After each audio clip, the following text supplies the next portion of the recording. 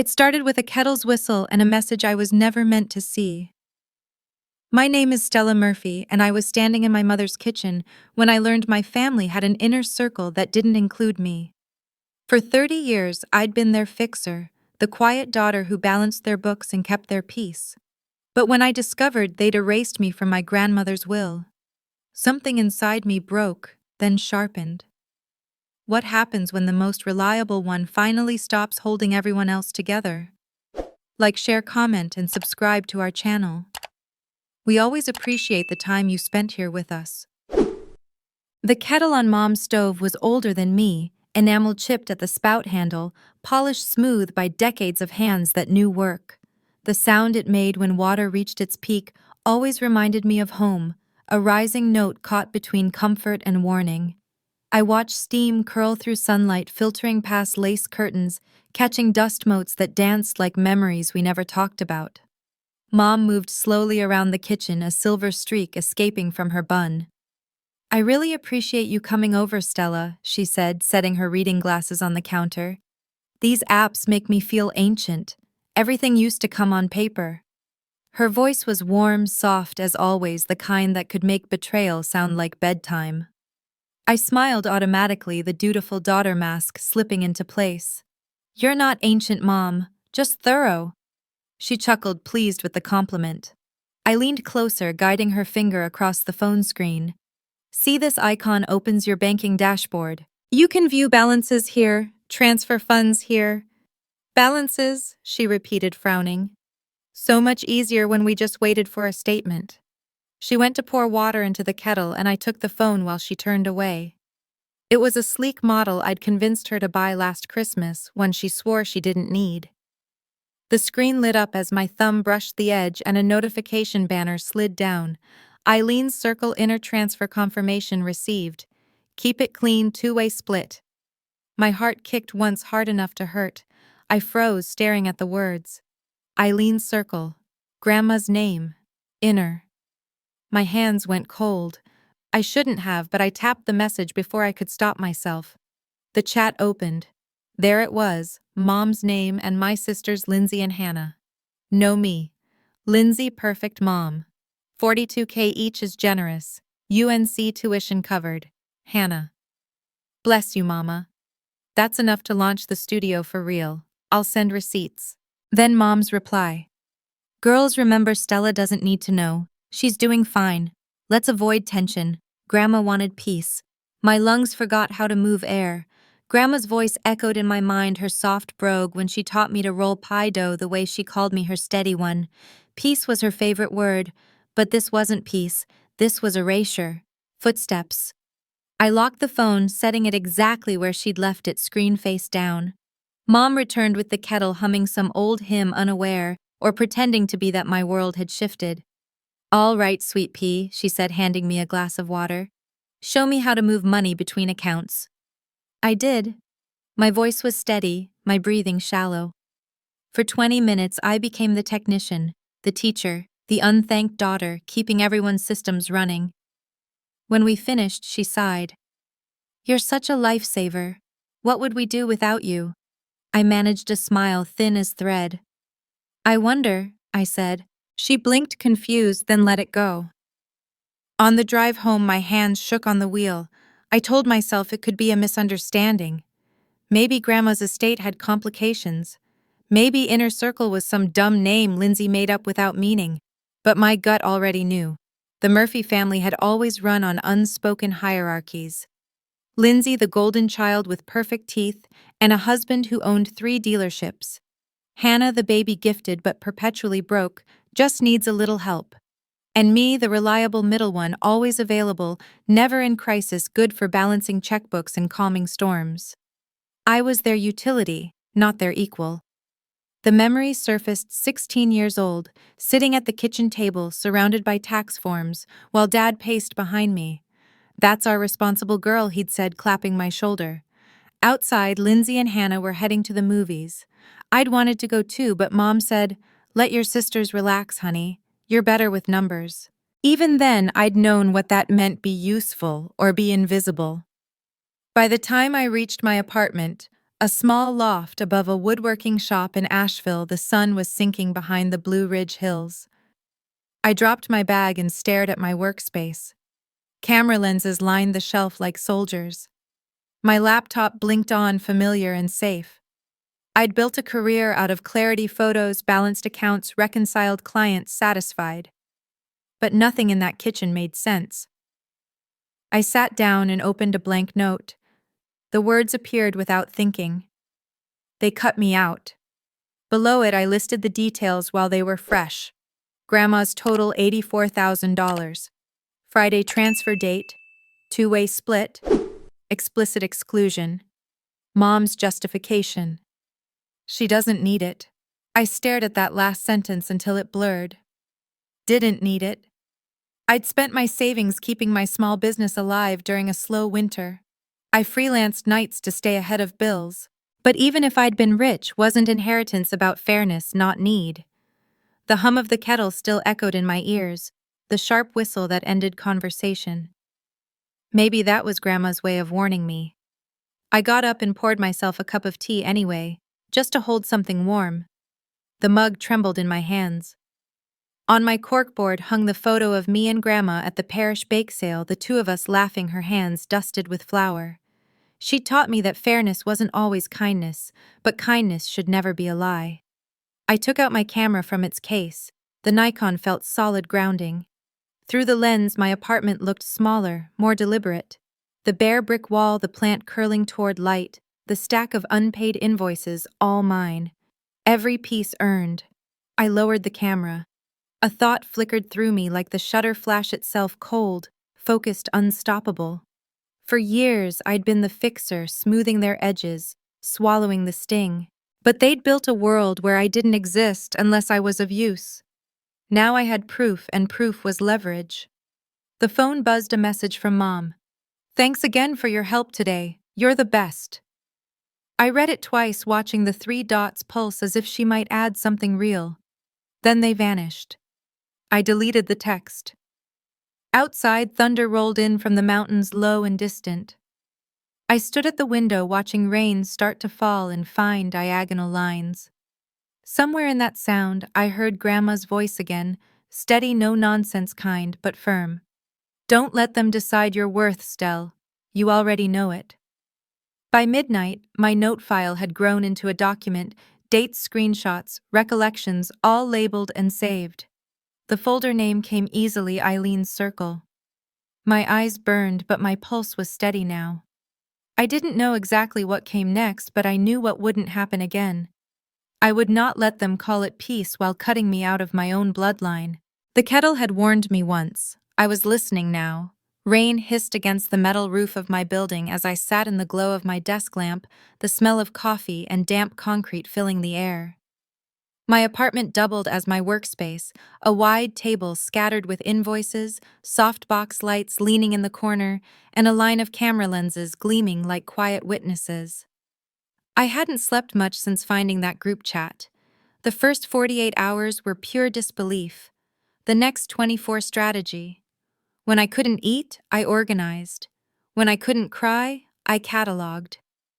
I opened my laptop and started pulling threads from the digital web I'd built for my family over the years.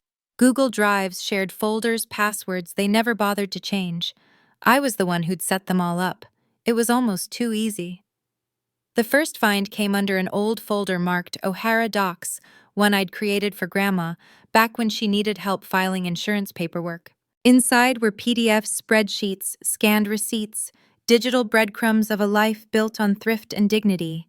Near the bottom sat a document I hadn't seen before, last will and testament of Eileen O'Hara. My hands hesitated before opening it. The legal tone was cold but familiar. My bookkeeping work had made me fluent in the language of control. Clause 5.3. To be distributed to my daughter Patricia Murphy for the benefit of her granddaughters as she sees fit. 4 small words, as she sees fit, a blade hidden inside a blessing. Legally, it gave Mom full discretion. Morally, it gave her cover to do exactly what she'd done. I exhaled slowly and kept digging. In another directory labeled Personal, I found 2 subfolders, One for Lindsay, one for Hannah. Inside, Lindsay's college fund projection, XLSX, neatly formatted reasonable with color-coded tabs. Inside, Hannah's studio budget dot numbers. That one was chaos. Random expenses, dreamy profit estimates, even a line for vibe lighting. Typical Hannah Hart first math never. Old habit made my fingers twitch. It would take me 3 hours to make that spreadsheet workable. I stared at the screen until the numbers blurred, then shut the file without touching a thing. That reflex to fix, to smooth, to make their lives functional, was the same instinct they'd used to keep me small.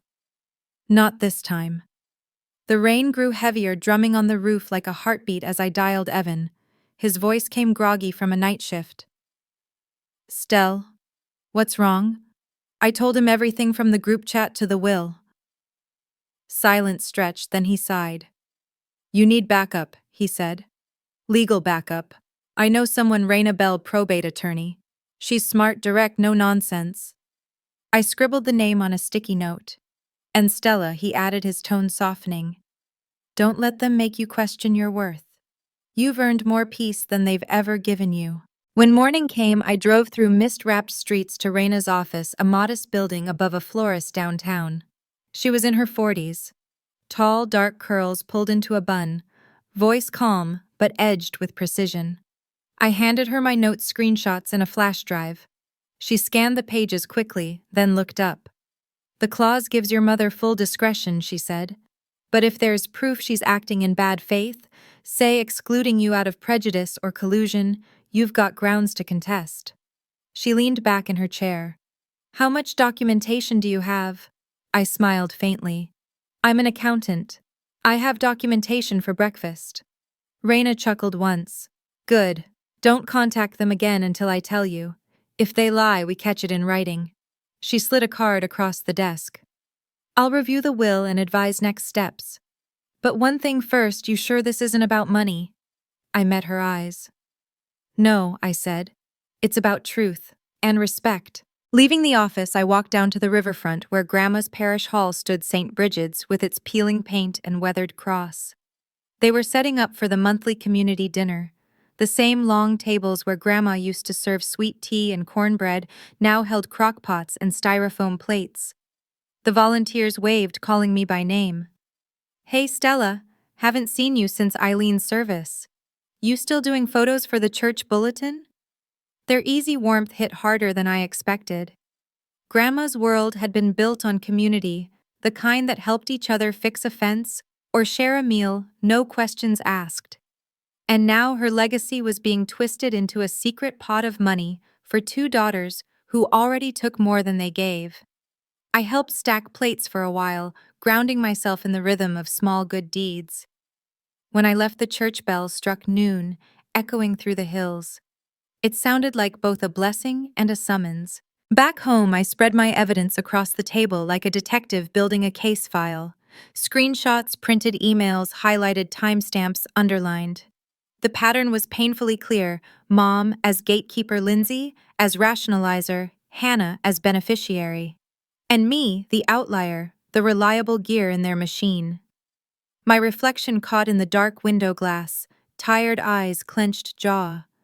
For the first time, I didn't look like the good daughter. I looked like someone preparing for war. That night, I drafted a simple text to Mom. "Hey, can you send me Grandma's trust documents? Just need them for my personal financial planning." I reread it 3 times to be sure it sounded polite. No accusations, no emotion, just business. Then I hit send. An hour later, her reply came. "Oh, honey, that's all complicated paperwork. Let's not worry about that. We can talk about it Sunday at dinner." My pulse quickened. Sunday, 2 days after Friday. After the money moved.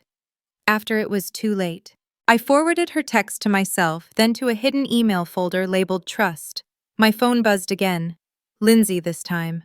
"Stella, you're stressing Mom out with legal stuff. Everything's under control." Then Hannah. "It's not that deep, sis. Grandma wanted peace." I sat there, the words glowing against my screen, feeling their confidence like a weight pressing down. They thought they could gaslight me into silence because it always worked before. But now I had data. Data doesn't lie. I took screenshots, exported each chat as a PDF, and saved them to a fresh directory, Evidence Murphy Family, Phase 1. The click sounded almost musical, like the closing of locks. Outside, thunder rolled again across the valley. I turned off the lights and sat in darkness listening. Every raindrop on the roof felt like a drumbeat, steady, deliberate. Grandma used to say storms were good for clearing air, for washing away what didn't belong. Maybe she was right. I stared at the glow of my laptop one last time before shutting it down. Tomorrow I'd hear from Raina about the legal next step. Tonight I let the rain speak for me. For years I'd lived by quiet rules: stay helpful, stay calm, stay out of the way. But rules written by others can be rewritten.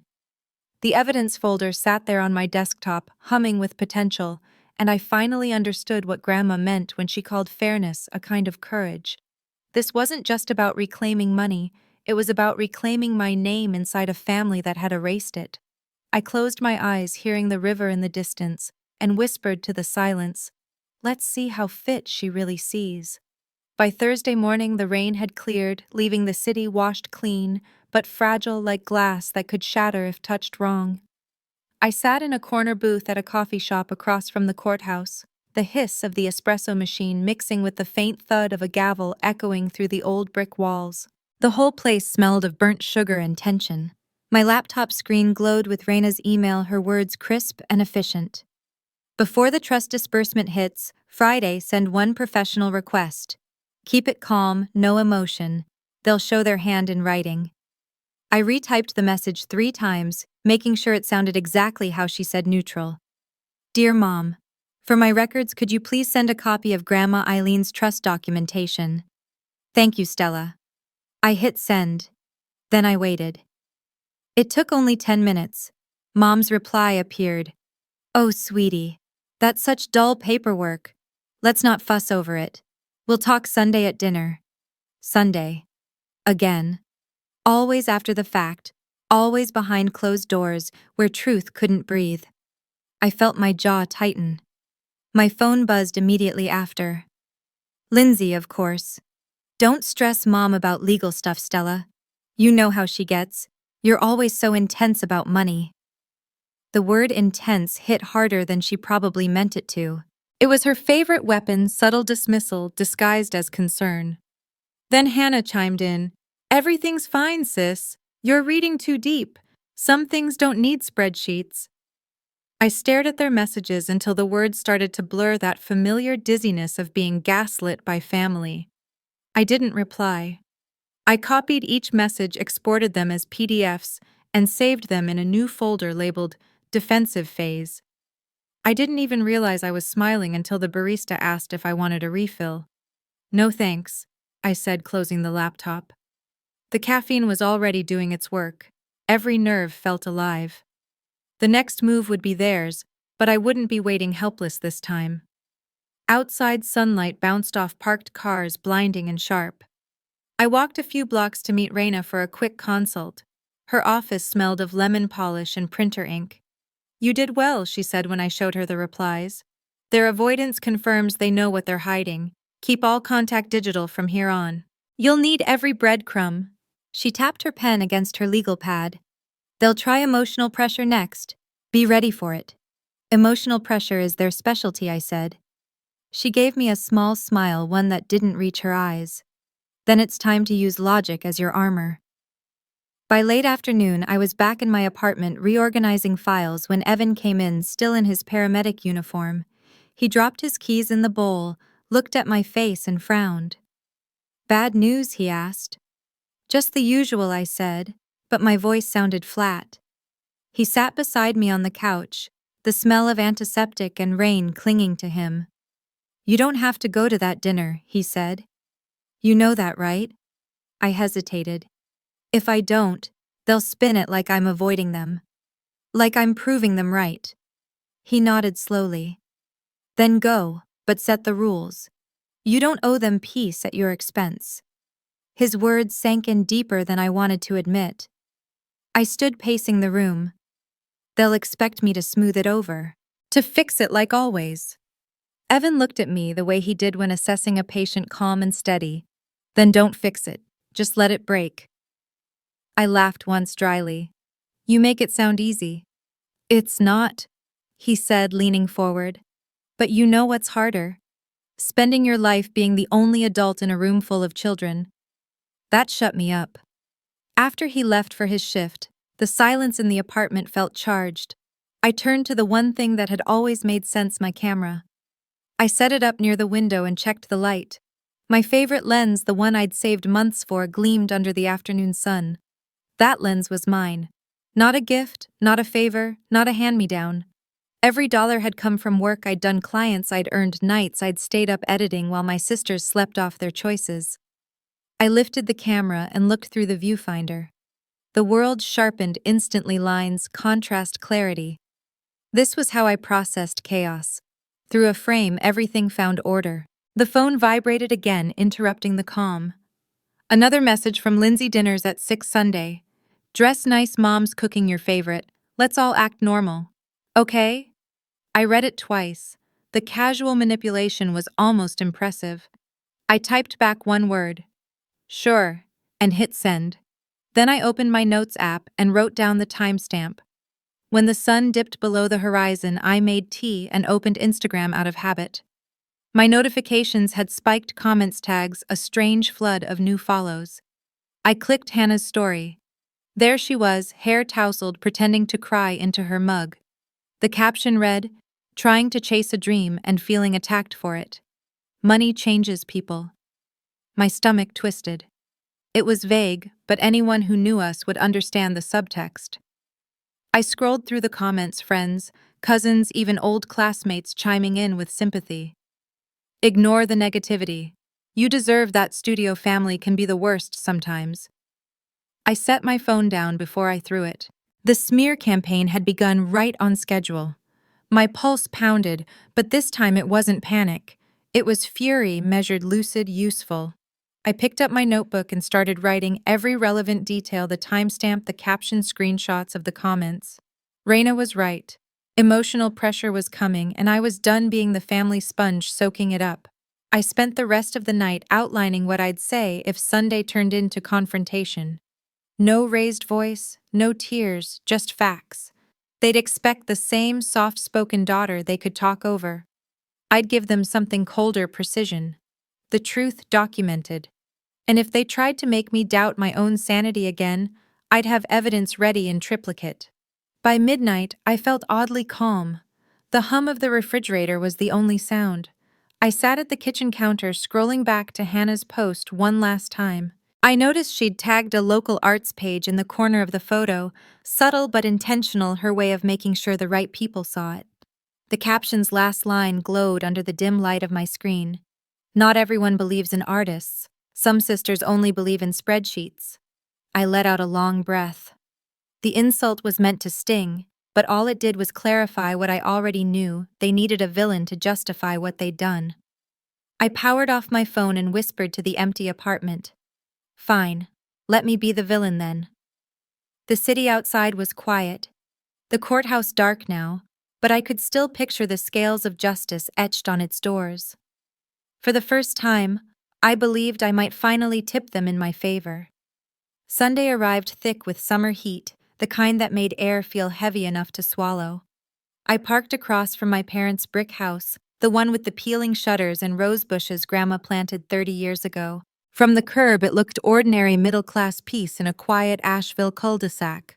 But inside those walls, an ambush waited, dressed up as dinner. I smoothed my blouse, grabbed my leather portfolio, and told myself this wasn't family night. It was a board meeting. I wasn't there to be their daughter. I was there as a witness to my own erasure. The smell of roast chicken hit me as soon as Mom opened the door, sweet and nostalgic, a weaponized comfort. "Stella," she said brightly, pulling me into a hug that smelled like detergent and denial. "We're just getting settled. You look tired, honey. Working too hard again." "Always," I said, stepping inside. The air conditioning blasted against my skin, making the room feel sterile.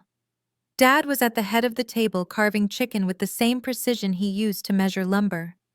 "There's my girl," he boomed. "You're still doing photography, right? That's cute." Lindsay's laugh came from the other end of the table, short, brittle, perfect.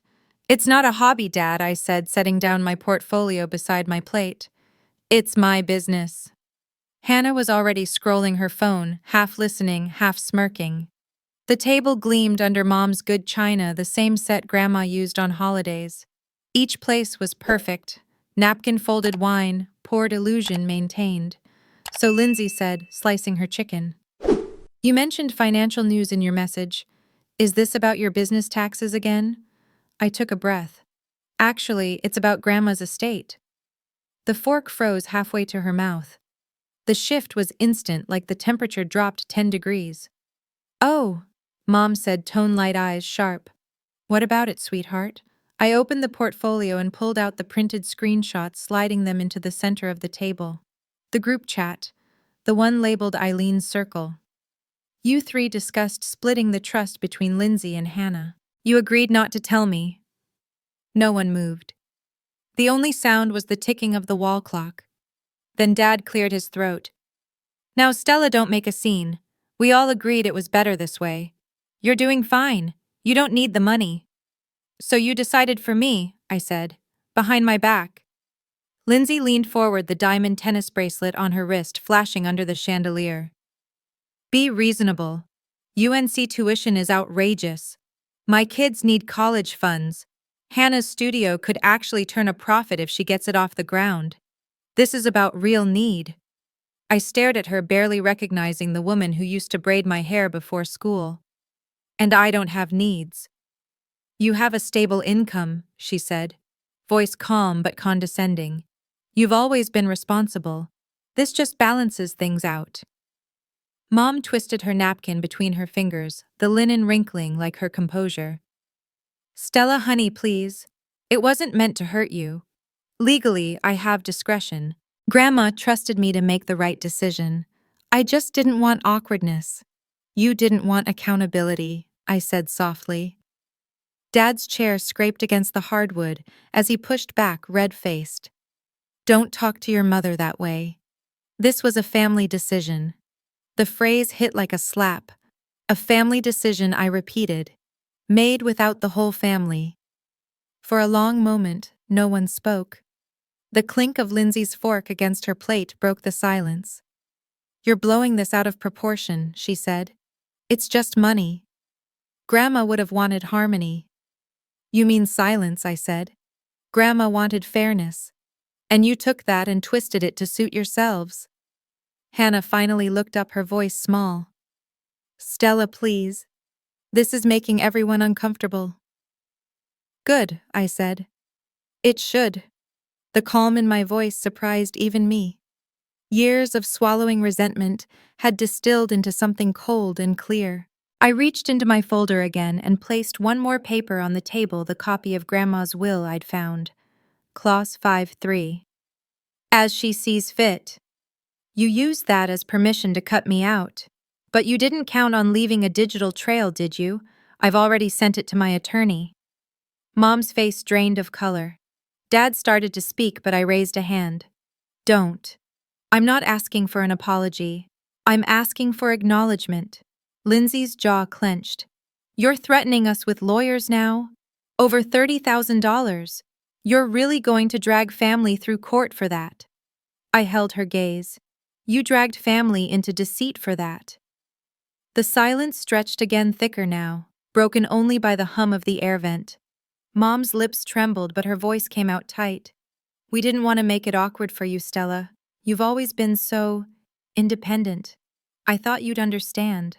Understand what I asked. That being reliable means being disposable." No one answered. I stood slowly, the chair creaking under me. "You taught me to be the helper, the fixer, the one who keeps things together. But it turns out, I was just convenient. And now you're shocked that I'm using those same skills to protect myself." Dad's tone hardened. "You walk out now, you're making a mistake." I looked him in the eye. "No, Dad. I made the mistake years ago believing being good would make me safe. I gathered my papers, slid them into the portfolio, and turned toward the door. Mom's voice followed me, trembling. Stella, please don't leave like this. We can talk it out. You already did, I said. You just forgot to include me. I walked down the hall past framed photos, birthdays, graduations, holidays. In every one, I was there in the background, smiling, holding a tray, a camera, a task. Never centered. I paused at one of Grandma and me in her garden, her hand on my shoulder, both of us squinting into sunlight. Don't let them decide your worth, she'd said that day. I finally understood. Outside, the air was thick, the cicadas loud. I got in my car and sat for a moment, staring at the glowing porch light. Through the dining room window, I could see them still sitting around the table, heads bent together, murmuring. No remorse, just damage control. My phone buzzed with a new email subject line, Family Discussion Follow-up. It was from Lindsay, blind copying half our extended relatives. We're worried about Stella. She's been acting erratic about Mom's finances. Please keep her in your prayers. I stared at the screen, the fury sharp enough to taste. They were already rewriting the story, turning my confrontation into instability. But this time I had receipts. I forwarded the email to Raina with one line, "They're escalating." Her reply came 5 minutes later. Good. They just gave us proof of collusion. Be ready. As I drove home through the humid dark, the words family decision echoed in my mind, not as a wound, but as a warning. They wanted silence. Instead, I'd given them documentation. And the thing about documentation, it doesn't fade with time. It builds a case. Monday morning light cut through my blinds like interrogation lines. I hadn't slept more than a handful of hours since the dinner. My mind replayed every word, every look, every attempt to make me doubt my own reality. When Raina called, her voice was calm, deliberate, the kind of tone that made you sit straighter. I've reviewed the will again and their messages, she said. We'll start with a settlement offer. Simple, fair, professional. I took notes as she spoke.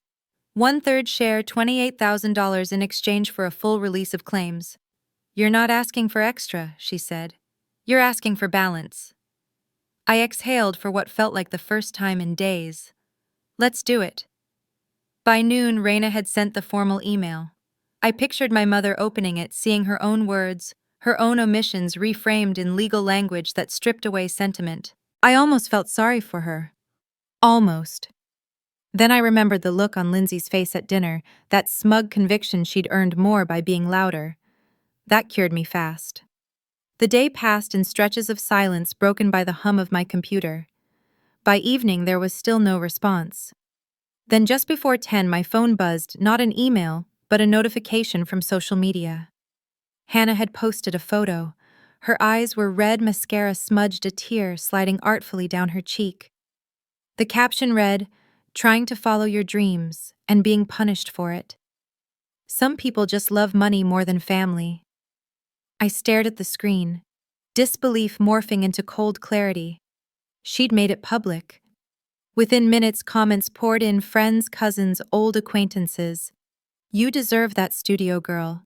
Don't let toxic people dim your light. Some sisters don't know how to love. The narrative was turning fast, and they were feeding it. I took screenshots of everything down to the timestamps and usernames. Then another post appeared. Lindsay this time sharing a photo of Grandma's old kitchen table with a caption, "Grandma always said kindness matters more than greed. Wish everyone remembered that." The passive-aggressive poetry was impressive. By morning it was worse. Texts rolled in from relatives, acquaintances, even Mom's church friends. "We're praying for you, Stella. Money isn't worth losing your family. They'd turned me into the villain in under 12 hours. At 8 a.m., Raina's number flashed on my screen. They responded, she said, but not how I expected. She read the email aloud. My mother's lawyer hired overnight accused me of harassment, claiming I'd misinterpreted family conversations. The message ended with a warning that any further contact should go through legal channels. I could hear the satisfaction in Raina's laugh. "They just confirmed the split and acknowledged your inquiry. That's admission." We met an hour later at her office. She looked like she hadn't slept either, but her energy was electric. They want to play defense. Fine, we'll attack. She opened a new document, fingers flying across the keyboard. Here's the new offer. 32,000 your share plus legal fees and damages for defamation. She paused. And we give them 24 hours to accept before we file for bad faith trustee conduct. It's a bluff, but a good one. I watched her type the sound sharp and decisive. You sure that won't push them too far? I asked. They've already pushed themselves, she said. You're not escalating, you're documenting consequences. When she sent the email, I felt something shift in me, like a weight sliding into place instead of pressing down. This wasn't vengeance. It was balance restored through order and evidence. That afternoon, I stopped by St. Bridget's to drop off a donation envelope for the food pantry, something Grandma used to do monthly. Inside the parish hall, the secretary, Mrs. Clancy, who'd known our family forever, smiled sadly when she saw me. I've been praying for you, Stella, she said. You know your grandmother was proud of how fair-minded you were. She handed me a folded recipe card. I found this cleaning out the old kitchen box last week. Figured it belonged with you. I recognized Grandma's handwriting, immediately, neat cursive blue ink. On the back of a pie recipe were the words, "For my girls, share it fair and stay kind." My throat tightened. It wasn't a legal document, but it was the only testament that mattered. When I told Raina about it later, she smiled. We can't use it in court, but morally, that's your Exhibit A. By evening, the air in Asheville turned thick and stormy again. I made dinner without tasting it, my mind spinning through possibilities. Around 10, Mom's name flashed on my phone. I didn't answer. The voicemail that followed was exactly what I expected: tears, guilt, and the same manipulative refrain. Honey, please don't let outsiders come between family. We can fix this if you just stop. I forwarded it to Raina without a word. At 11:30, her reply came through. Their lawyer just filed an affidavit preemptively accusing you of coercion. It's sloppy. They think they're cornering you, but they're handing us leverage. She added a line that made me smile despite the exhaustion. They've authenticated the timeline. Perfect. I closed my laptop and stared out at the rain beginning again, this time softer, steadier. For years I'd believed peace meant keeping quiet. Tonight I understood peace meant holding ground. They wanted me to play the obedient daughter, to be ashamed of defending myself. Instead, I was building a case, every lie, every post, every whisper, laid bare under fluorescent truth. Before bed, I pulled out Grandma's recipe card one more time. The ink had faded slightly, but the words held their weight. Share it fair, stay kind. I whispered them like a vow. Fairness wasn't weakness. It was discipline. And kindness didn't mean surrender. It meant knowing when to stop giving to those who only took. The next morning, Raina called before sunrise. You might want to sit down, she said. We just got a call from their side. Already? Yes, she said. They're rattled. They're asking if you'd consider mediation instead of court. I laughed softly. So the smear campaign backfired. Spectacularly, she said. The internet never hides. They created their own evidence trail. I thanked her, and after we hung up, I stood by the window watching fog lift off the mountains. It hit me then how small their lies looked against something that vast. They thought I'd be too fragile to fight, too afraid of being labeled the difficult one. But all they'd done was free me from caring about their approval. The storm outside broke into light drizzle, and I thought of Grandma again, how she'd say storms wash everything clean if you wait long enough. This one had just begun, and for once, I was the lightning. Friday morning arrived heavy and humid, the kind of southern heat that slowed time itself. I woke to the buzz of my phone, Raina's email, timestamped 9:01 a.m. Subject line: final notice to trustee settlement offer and supporting evidence. Attached were the digital files I'd built piece by piece over the past week, screenshots of the Eileen's Circle group chat, Hannah's tearful post, Lindsay's email to the family, Mom's voicemail. Every word I'd been told to forget now cataloged in order, neat and factual. The email closed with a single sentence that almost made me smile. Failure to accept within 24 hours will result in formal probate litigation, citing trustee bad faith and coordinated defamation. That last phrase was Raina's signature kind of poetry. I made coffee I barely tasted and sat by the window watching clouds gather over the mountains. Somewhere in the city, the wire transfers were preparing to move. My family's plan to divide Grandma's legacy while pretending it was mercy was unraveling right on schedule. Around 10, my phone rang. The caller ID made my stomach clench. Dad. I almost ignored it, but curiosity won. You changed my IRA password, he barked the second I answered. I can't access my account. You're locking us out now. I stared at the ceiling, the absurdity hitting me like a wave. Dad, I haven't touched your accounts. The password's still the same as when I said it, Murphy Golf 1961. Try it. Silence, then the sound of typing. Oh, he said finally, sheepish, but too proud to apologize. Well, it worked. He hung up. I looked at the phone for a long moment, the air around me strangely still. Even now, even as they painted me the enemy, they still expected me to fix things. That small exchange crystallized everything I'd ever been to them, a tool, not a daughter. By noon, Raina texted, "They want a meeting, neutral ground, 2 hours." My pulse quickened, but I felt calm in a way I hadn't all week. The law office conference room was cool and colorless, a neutral battlefield. Raina sat beside me in a navy blazer posture perfect. Across from us, Mom Lindsay and their attorney occupied the other side like a united front. Hannah wasn't there, apparently too emotional. The silence before things started was thick enough to feel. Their lawyer cleared his throat first. My clients are eager to resolve this matter amicably. They feel certain this is a misunderstanding fueled by stress. Raina didn't flinch. Then they'll be happy to sign the settlement and wire $32,000 by end of day. He blinked. That number seems excessive.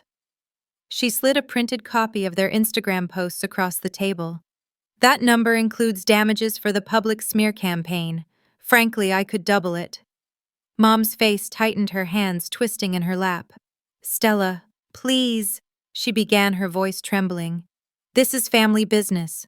We don't need lawyers in the middle. I met her eyes. You brought them in when you decided I didn't exist. Lindsay spoke next, her tone clipped. You're really going to drag Mom through this? For 30 grand? I looked straight at her. No, for fairness. Grandma earned that money. You just decided I didn't need it. Her lawyer tried to interject, but Raina raised a hand. We've submitted digital proof of bad faith. We're happy to present it in court where a judge can decide whether your clients acted as trustees or as opportunists. But if you'd prefer to avoid that sign today. The silence stretched long enough for me to hear the hum of the air conditioning. Finally, the lawyer leaned toward Mom, whispering something. She nodded once, brittle and exhausted. We'll settle, she said quietly. Wire the funds today. Raina nodded, professional and cool. And my client will provide full release of claims upon receipt. She turned to me. That's your choice, Stella. I nodded. It's enough. Enough to make the point. Enough to end it. We left the office together, papers signed, the afternoon air heavy with the promise of rain. Raina's expression softened for the first time since we'd met. You handled that beautifully, she said. They underestimated you. They always do, I said. It's practically family tradition. Back home, I opened my laptop and drafted one last email, the final act of closure they didn't deserve, but I needed to send. The subject line, formal disengagement of pro bono services. I typed slowly, deliberately. This email confirms receipt of the $32,000 settlement regarding the Eileen O'Hara Trust. As of this date, I am formally disengaging as your unpaid accountant, bookkeeper, and technical advisor. All future inquiries should be directed to independent professionals. Then, one by one, I added lines tailored to each of them. Lindsay, FAFSA applications for your children are due March 1st. Contact the financial aid office directly. Hannah, quarterly tax payments are due January 15th. Please retain a CPA. Failure to file can result in penalties. Mom, your online banking password remains unchanged. I recommend two-factor authentication for security. I reread it twice, each sentence clean and precise. A lifetime of invisible labor turned visible on the page. At 4:30, my phone vibrated with a bank alert. Incoming wire deposit $32,000. The numbers glowed like proof that truth, when wielded correctly, could pay dividends. Not just in money, but in freedom.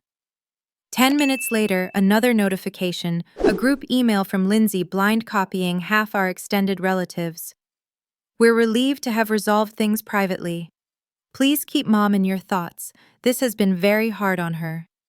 I smiled, copied the email, and forwarded it straight to Raina with the subject line, "More PR management." She replied with a single sentence, "They can't rewrite a paper trail." By dusk, the sky split open in a sudden summer storm.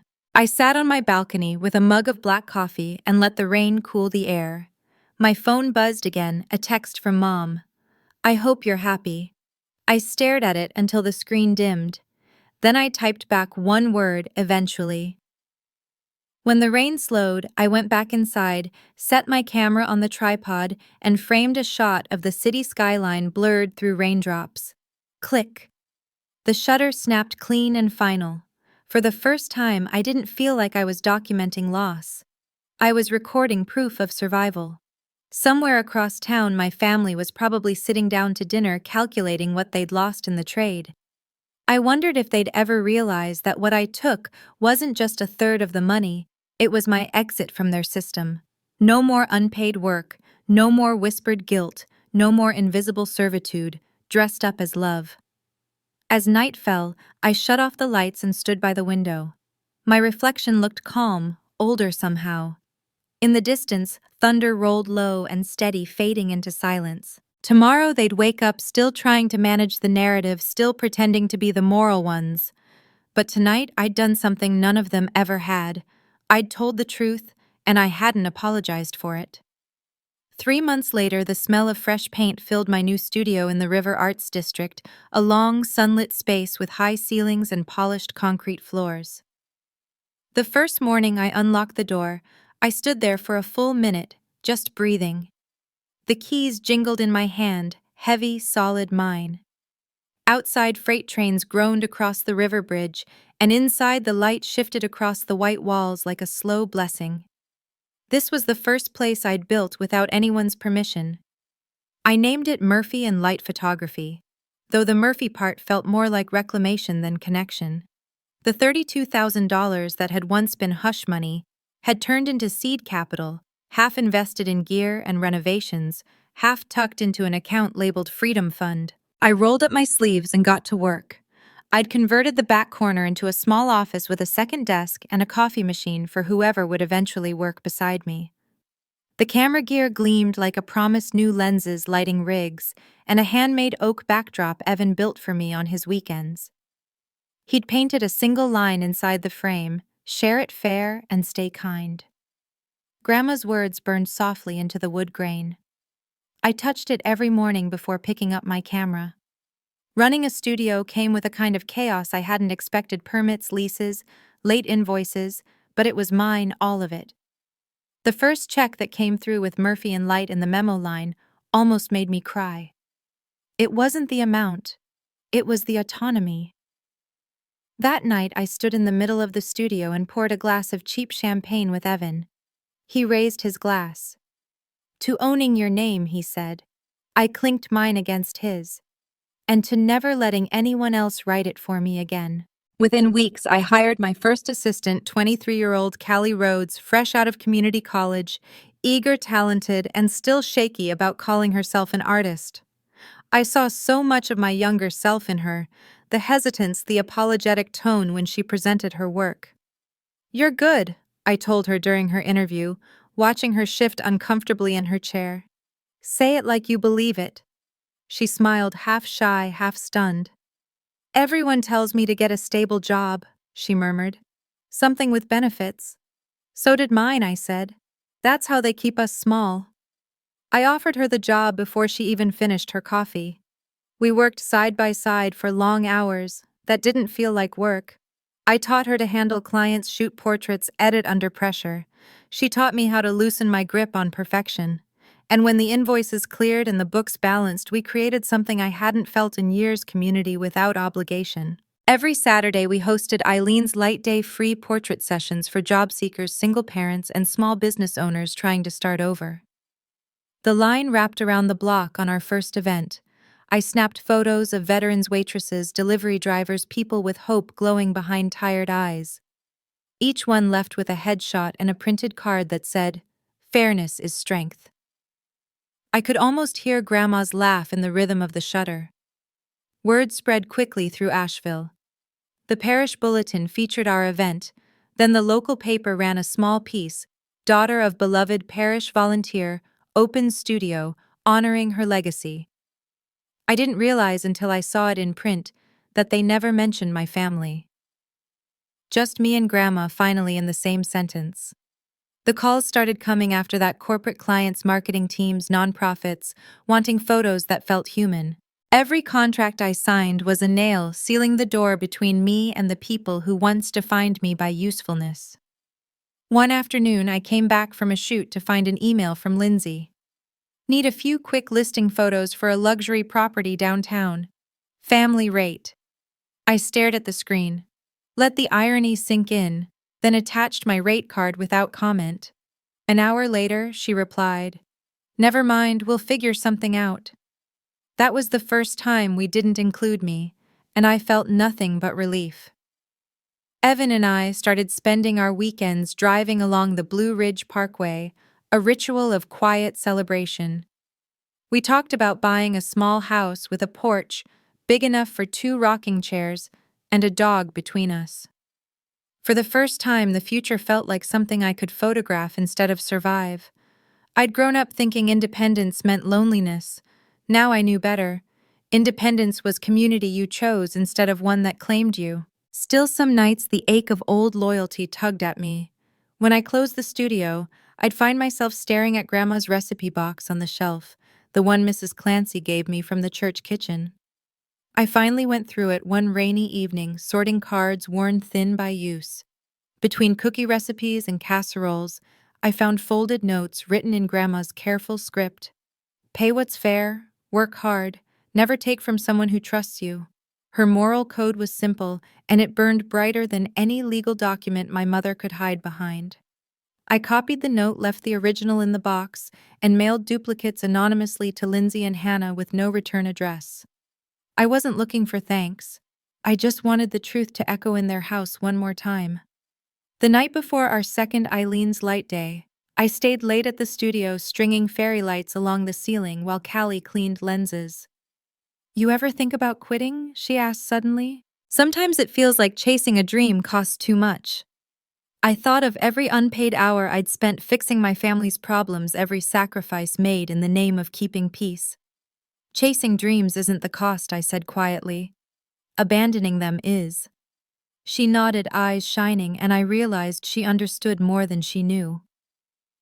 When the event began the next morning, sunlight poured through the tall windows. Families lined up outside with resumes and nervous smiles. Volunteers from the parish brought coffee and pastries, filling the air with the smell of cinnamon and hope. As I adjusted the light for the first portrait, I caught my reflection in the studio glass, hair pulled back, camera steady, posture straight. For once, I didn't see the reliable daughter or the family accountant. I saw a woman who'd built something that could stand without apology. That evening, as I locked up, I found an envelope slid under the door. My name written in my mother's familiar looping handwriting. I turned it over in my hands, heart steady but curious. The flap was sealed, no return address. I placed it on my desk, the paper soft from humidity, and stared at it for a long time. Whatever was inside it couldn't touch what I'd built. The keys in my hand, the studio lights behind me, the people whose faces I'd captured, all of it was mine now. Still, I slid the envelope into my bag. Some closures deserved to be opened, even if only to prove they no longer had power. The envelope sat on my desk for 2 days before I opened it. I kept glancing at it while editing client photos the way you look at a ticking clock, aware of it, pretending not to be. On the third night, when the last file exported and the studio fell silent, I tore it open. Inside was a single page of lined paper folded twice, written in my mother's neat cursive. "Stella," it began. "I know you won't want to hear from me, but I've been carrying this for months. I did what I thought was right. Your father and I fought about that money more than you know. I wanted to keep peace after losing my mother, but somewhere along the way I confused peace with control. You've always been strong. I relied on that maybe too much. I'm sorry for taking advantage of it. You didn't deserve to be left out." The letter wavered between apology and justification. At the end, her tone softened. "I don't expect forgiveness, but I hope you found what you were looking for. Love, Mom." I sat back reading it twice. It wasn't absolution. It wasn't even accountability. But it was honest in a way she'd never been before. The ache that bloomed in my chest wasn't anger anymore. It was release. I wrote my reply that night longhand on cream stationery, each word deliberate. "Mom, thank you for reaching out. I've forgiven you not because you earned it, but because I refuse to carry the weight anymore. I'm building something good and it's working. I wish you peace too, but I won't be reopening that door. Stella." I sealed the envelope and left it in the outgoing mail tray. By morning, I felt lighter. That same week, we hosted our third Eileen's Light Day, and the line wrapped around the block. The studio buzzed with quiet energy, families in Sunday clothes, job seekers clutching resumes, kids tugging at parents' hands. I moved between backdrops and cameras, calling names, offering small smiles. Every face I photographed held a story: the single father starting a handyman business, the teacher launching a tutoring service, the young woman who'd just left a bad marriage. Each one reminded me why I'd started this, because fairness wasn't about money, it was about dignity. When the last shutter clicked, I looked around at the packed studio light spilling across the floor like gold, and I felt something settle inside me. I wasn't fixing anyone else's chaos anymore. I was giving people a way to see themselves clearly. The local paper sent a reporter that afternoon, a quiet man with a notepad and an old Nikon. "You've built quite a name here," he said. "What does Eileen's Light mean to you?" I thought about Grandma's recipe card tacked above my desk. "It means work done right," I said. She believed fairness was a kind of love. I guess this is my way of proving her right. The next morning, my photo ran above the fold, from Family Feud to Community Focus. One photographer turns inheritance into hope. I didn't expect pride to feel so calm. A week later, Evan stopped by the studio with takeout, and that familiar grin that meant he'd made up his mind about something. We ate on the floor between light stands, laughing about my first disastrous headshot shoot. When he reached into his pocket, my brain barely registered what was happening until the small silver band caught the light. "You already built everything else," he said. "Let's build the rest together." For once, I didn't hesitate. "Yes," I said, and the word felt simple, solid, unbreakable. That night after he left, I stood alone in the studio, the engagement ring cool against my skin. I turned off the overheads and let the golden hour light fill the space. The walls glowed, the air soft and still. I picked up my camera and framed the shot, me in the reflection of the glass, surrounded by everything I'd created. I pressed the shutter. Click. The sound echoed like punctuation at the end of a long story. A few weeks later, I got a message from Mrs. Clancy at the parish. She wanted to display some of my portraits at the community center for a fundraiser. When I arrived, I saw my photos hanging alongside Grandma's old volunteer certificates and a sign that read, "Eileen's Table Serving Fairness since 1978. I felt my throat tighten. Standing there among faces of strangers turned friends, I realized my grandmother's legacy had survived the greed, the silence, and even the betrayal.